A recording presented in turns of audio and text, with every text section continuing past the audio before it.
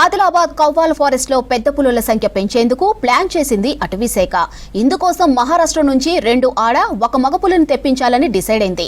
దీనిపై అటవీ శాఖ పంపిన ప్రతిపాదనలకు ఓకే చెప్పింది మహారాష్ట్ర సర్కార్. త్వరలో కవ్వాలకు రానుంది ఎన్టీసీఏ టీం.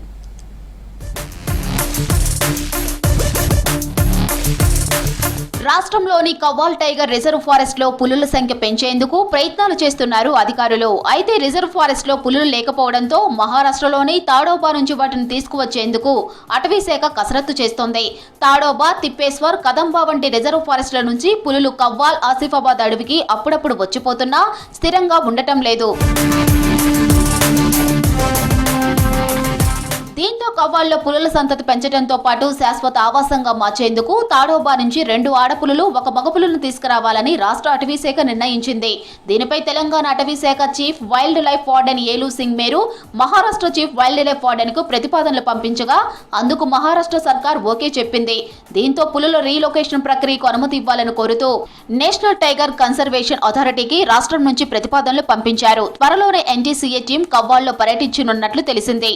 రిజర్వ్ ఫారెస్ట్ లో పులుల సంచారానికి అనుకూలతలు, ఆహారం, ఆవాస సామర్థ్యం, నీటి వసతి, పర్యావరణం, జన్యురీత్యా ఏర్పడే ప్రభావాలు తదితర అంశాలను పరిశీలించిన తరువాత ఎన్టీసీఏ అనుమతులు మంజూరు చేస్తుంది.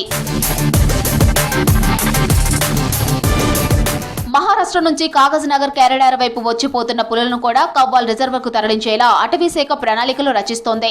కవ్వాల్ వన్యప్రాణుల అభయారణ్యంను 2012లో టైగర్ రిజర్వ్ ఫారెస్ట్ గా ప్రకటించారు.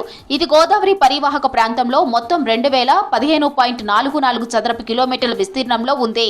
మంచిర్యాల, నిర్మల్, ఆదిలాబాద్, కొమ్రంభీం, ఆసిఫాబాద్ జిల్లాలో విస్తరించింది. కవ్వాల్ కోర్ ఏరియా నుంచి మైసంపేట, రాంపూర్ గ్రామాల ప్రజలను ఇప్పటికే వేరే ప్రాంతానికి తరలించి పులుల ఆవాసానికి అనుకూల వాతావరణం కల్పించారు. పులుల ఆహారం కోసం జింకలు, సాంబార్, నీలగాయ వంటి వన్యప్రాణులను పెంచుతున్నారు. ఈ క్రమంలోనే మహారాష్ట్ర నుంచి తెచ్చిన పులులకు ఇక్కడ ఎలాంటి సమస్య ఉండదని భావిస్తున్నారు.